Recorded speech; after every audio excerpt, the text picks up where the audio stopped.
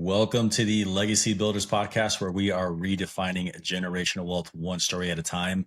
If you're looking to build something bigger than yourself, then this is the place for you. I'm your host, Mario Gonzalez. And today we've got David Hori. He is a business buyer, a scaling strategist, and someone who helps founders architect companies that don't just survive but thrive long after the founders are gone. David, thanks for being here. First thing is first. When you hear the words generational wealth, what comes to mind for you? Yeah, so generational wealth, I think, comes down to options for multiple layers of people that I'm connected with. And it extends beyond my immediate child, although I do want to create optionality and opportunity for her, but also for her children and beyond, extended family, etc. And wealth, I think, is just being able to deploy your talents, your gifts, and your time where you want to and where you have maximum impact without having to worry about, does this make financial sense? Gotcha. Cool, man. I really respect you, David. I know the first time that we talked and we had met at a networking meeting, first time we talked, I could really tell that you had a passion for helping folks, and it really shows in the way that we communicate, even across our M&A group, right? And how you always have your hand in the pot, so to speak, and trying to figure out where you can provide value. So, a pleasure speaking with you today. Now, kind of tying back to childhood, right? When you think about your own childhood or early career and experiences that shaped your views on money and legacy, what would you say that is? Yeah, I think that I kind of got off on the wrong foot. I grew up in a family that did not have a lot of money. And actually, one of my earliest memories as a kid was being aware that I was worried about how we were going to pay for medical bills and things like that. Um, and I realized that none of my other friends, that wasn't on their radar. They didn't worry about being able to go to the doctor. They didn't worry about how are we going to cover, the car breaking down. Their level of awareness was different than mine. And at first, I really resented that. And I remember thinking, with like hot tears literally like streaming down my face, like, I'm never going to be poor. My kids are never going to worry about this, right? And so that's where I started. And I think as I've gone along this journey, I've realized the value of that experience and growing up, being comfortable with ambiguity, uncertainty, being scrappy, and also a recognition that all along the way, God has taken care of me, and I've Mhm. never like not been in a position where He didn't have a plan for me to move forward, and so that's built a lot of confidence in me. Man, as you were saying that, something sparked in me. I've recently, over the last couple of years, have connected with old friends from high school or even elementary school, right? And they have not excelled as I have. So I get really humbled and I'm like grateful and appreciative that I just didn't take the easy route and just decide to coast along, you know? So anyways, what for whatever's that is worth it, it really got me thinking like, dang, a lot of people just don't understand or get it or have that mindset. So that's really cool. Was there a moment where you realized, I can build something that lasts beyond me, and what sparked that? Yeah, I think I didn't set out to build something, to eclipse me, but being in the world of VC funded startups, you naturally are shooting for the moon and you have a big, hairy, audacious goal that you're Yeah. looking to achieve. And that really kind of helped me to start thinking bigger, playing bigger, and creating things that scaled very, very quickly. Um, but it was actually coming out of my third startup where we exited via acquisition. We were bought by Toyota. I got to help transition the team and a lot of the process into the acquiring entity in Japan. Um, where I started reflecting on what do I want next, and I kind of assumed I would jump right back into my fourth startup. And I realized I want to build for myself. I want to be able to apply everything I know and do it the exact way I would do it, not shaped by some other founder's vision, and ultimately also be the benefactor of that building. So that everything that I built, I get to enjoy the fruit of that labor. Does that Mhm. make sense? Yeah, that makes perfect sense. Right.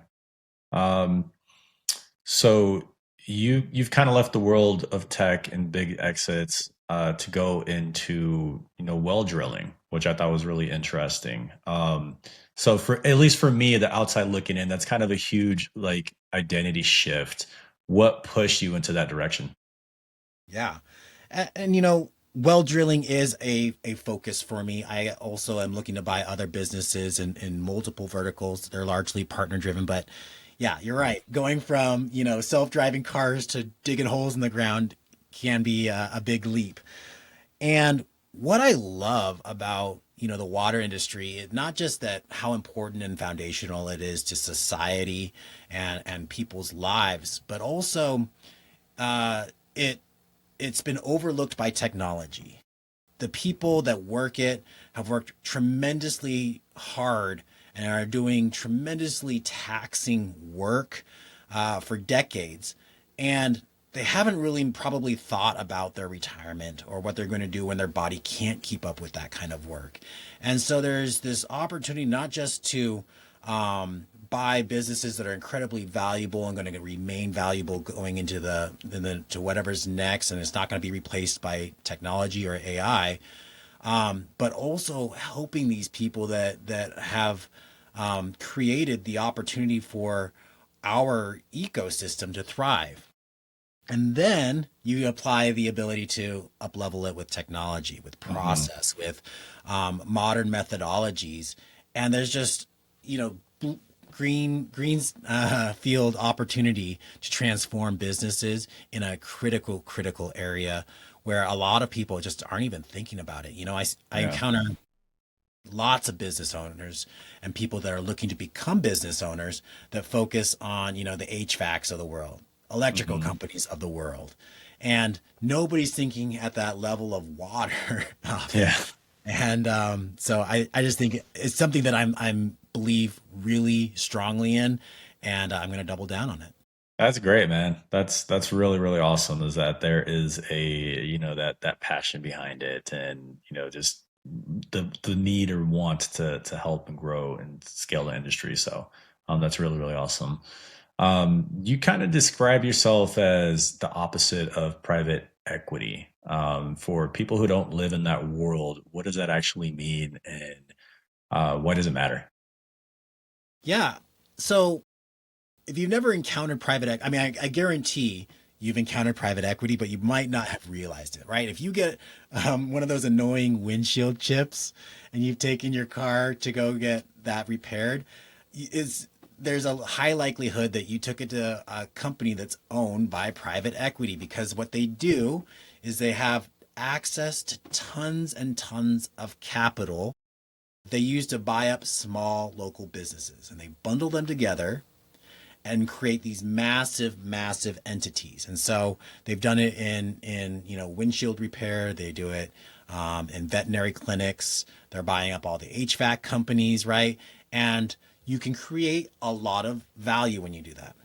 The problem I have is that they tend to focus exclusively on creating value and injecting a lot of artificial growth into these businesses for the purpose of selling it to some bigger fish.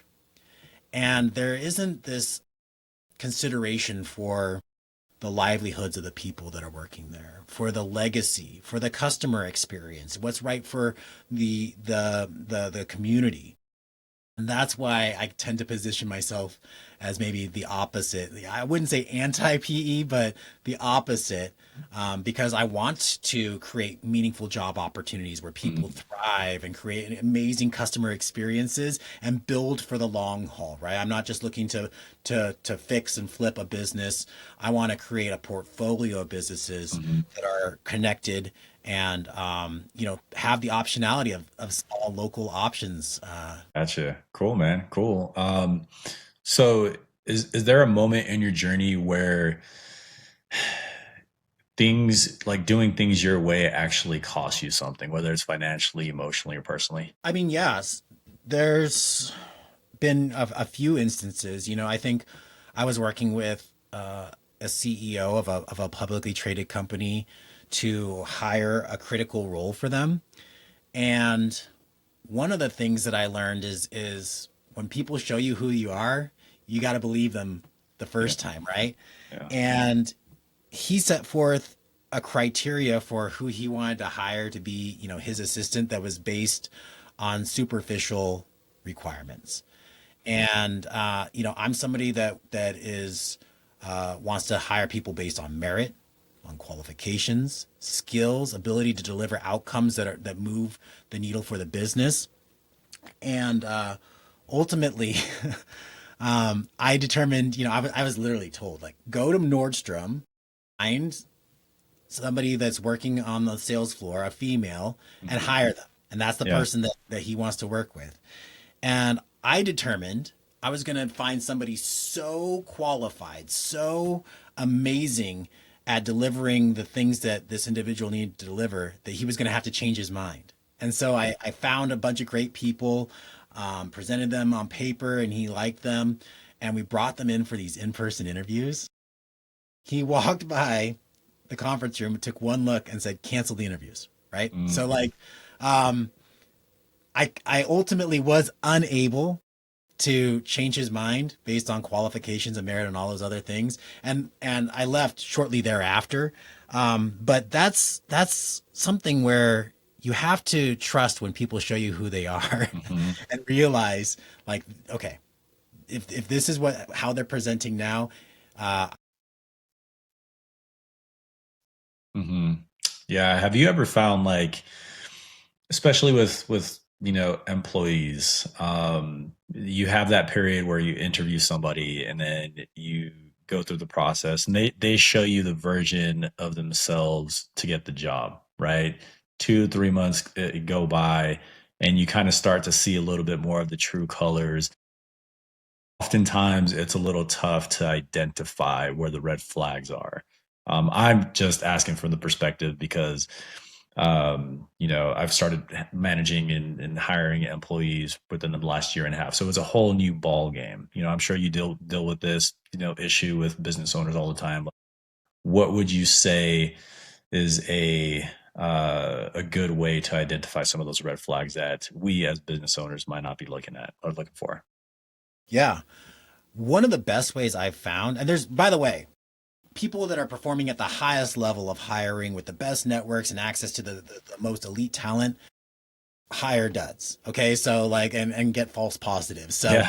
Yeah. there's no foolproof methodology. There's always going to be risk, but, I say hire slow, fire fast. Yeah. Because again, when people show you who they are, believe it. And there's just too many anecdotes of like, oh, I think this person just needs a chance or they're going to like rise to the occasion. The math does not support it. The statistics don't support that belief. So as much as I want to give people an opportunity, you have to demonstrate credibility. And the best Right. way for me to really understand what you're capable of is to have you work with me or for me before I hire you. And what I Mhm. mean by that is designing test projects and giving them opportunities to showcase their skill set an environment that is realistic, as realistic as possible. And so if I'm going to go and hire, say an executive assistant who's Mhm. going to, have to anticipate my needs, know me enough to make decisions on my behalf and be an extension of my brand, then I might give them an assignment, something like, okay, so I want to send all of my executive friends a gift. And here's the budget, but I don't want to, give them criteria. I don't want to send them something that's going to end up in the landfill. It's going to be thoughtful. It's going to be this, and then like see what recommendations they come up and have them like create, a way to track it and how is it Yeah. going to get there and what kind of questions are they asking about like, well, how do I get these addresses and how do I pay for this? Like they're thinking through and demonstrating that they've been here before and they know exactly what they need so that you can run off and run your business Hmm. versus somebody that's like, okay, yeah, I'll make it all happen. We're good. And then, like, well, do you have any questions? Like, Yeah. do you, what, are you clear on the criteria? So having people do test projects for you is incredibly helpful. But yeah, absolutely. The folks that I've hired that, after an interview, they take initiative and they do research or like we'll have a discussion about something and they just take the initiative and give me back some sort of plan, right? I love hiring those folks. Like I recently hired an operator for groomer acquisition back in Texas, and she called and checked their customer service. She was on the website, like, and she started already giving me ideas of how we could improve. And I'm like, okay, that's the person that I want. So yeah, that's definitely huge. I love the whole project aspect. Um, so is there a belief that you had personally that you kind of had to unlearn to get you to the level where you're operating at today? I think one of the most valuable gifts I've been given was the realization that I don't matter that much.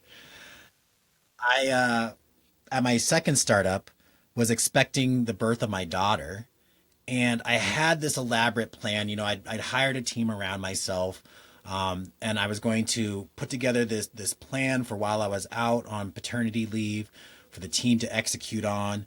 And my wife ended up having complications.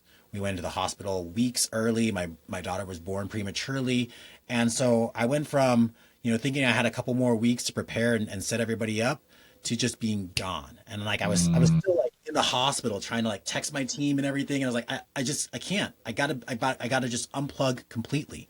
yeah. And I was so stressed and thought that like everything's gonna collapse and nothing's gonna run.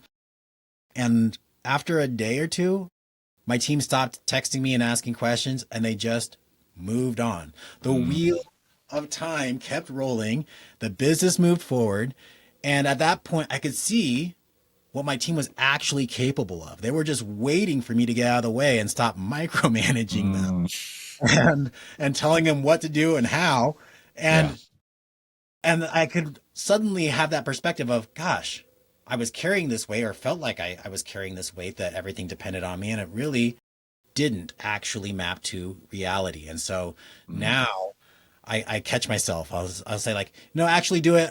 You know what? You got this. You got this. yeah. You're amazing at what you do. And you tell me what you're going to do. So Yeah. I'm not that. Yeah. No, that's fantastic. I've never heard it phrased that way, right? I'm not that important. We both listen to Dan Martell, and I think one of the things that he says, if somebody can do 80% of the task, then just give it to them, right? And then like coach them on how to get better at the last 20%. So um that is something, at least for me, I knew early on, like, yes, I had a little bit of that micromanaging, like nobody can do better, like things better than I can for a little bit. But I always knew, like, man, as soon as I can hire somebody, I'm letting this stuff go, especially the crap that I don't like doing. Right. So if you're passionate about the marketing side or the, M&A side and growing and scaling, then go do that. So that's what I encourage business owners to do. Literally write down a list of all of the things you hate doing, things that you don't mind doing, and things that you love doing, and then not pawn off the rest, but delegate the rest to people who do love those things. So, You can even take um, that further and like with things that you like to do and don't like to do, assign like an associated dollar value, not like an actual like yeah, mhm, $1,000, but is this a $3 sign or a $1 sign activity? So then you can start seeing what that's costing you, and like again, what there's an opportunity cost. So if I do this thing that I really like, is that actually moving me towards my goal, or is that like something that's so like non-impactful to my revenue or whatever your goal is that I it would be a mistake for me to continue to do it even if I love it. yeah, yeah, absolutely. Well, David, I really appreciate your time. Thanks for spending some time with us. For the folks that may be listening to you today and thinking, "Hey, I should talk to that guy." just tell them, who David Hori is and what's the best way to get in contact with you and, where you want to help them succeed. Yeah. So business owners who are stuck. Those are the people I want to connect with, especially in Idaho, especially in the Intermountain West region. But I help people across the nation who own businesses and are stuck, and whether they're stuck because potentially they need to bring on a partner to help elevate them to the next level in their business, or they're stuck and they need to take a step out of the business entirely. Those are people that I would love to connect with to learn more about and see if there's an opportunity for me to add value. You can follow me on Instagram and LinkedIn. I'm very active there. Instagram is Top Line Ops, and you can get a sense for me, how I approach collaboration, and Sounds good, brother. I cannot wait to see you succeed. You made a comment the other day about, I'm going to be one of those people that's an quote unquote, overnight success. Same exact, feelings towards you, man. So I look forward to the growth and eventually maybe us working on something together. And yeah, take it easy.